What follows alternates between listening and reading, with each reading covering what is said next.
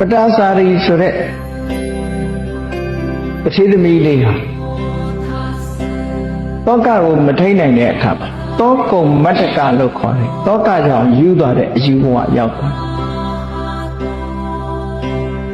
ကဲတူတောကဖြစ်เสียရီကိုယ့်အကိုခံစားနားလည်ကြည့်လိုက်ဆင်းရဲဒုက္ခအင်တန်မှကြီးမားတဲ့ဆင်းရဲဒုက္ခကြုံတယ်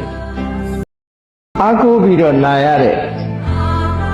အားကိုးရတဲ့သူ့ရဲ့အမျိုးသားလမ်းမှာပဲ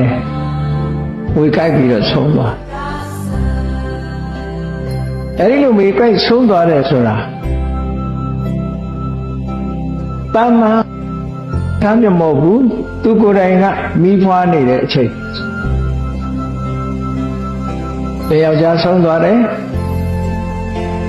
သူကိုယ်တိုင်ကလည်းမိဖွားနေတယ်အနားနားမှာလည်းပဲအရွယ်ကလေးသွားနိုင်လာနိုင်တဲ့အရွယ်ငယ်ကလေးကလည်းရှိတယ်ဟောတောကြီးမြက်မဲတဲ့မှာ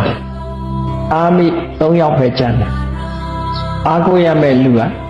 စီသွားပြီညာကြီးမင်းကြီးမိုးတွေကရွာလို့မောင်ကြီးမဲမဲတဲ့မှာတညလုံးလင်းသည်ထိအောင်ပြည့်အောင်မှာဒီတိုင်းငုတ်တော့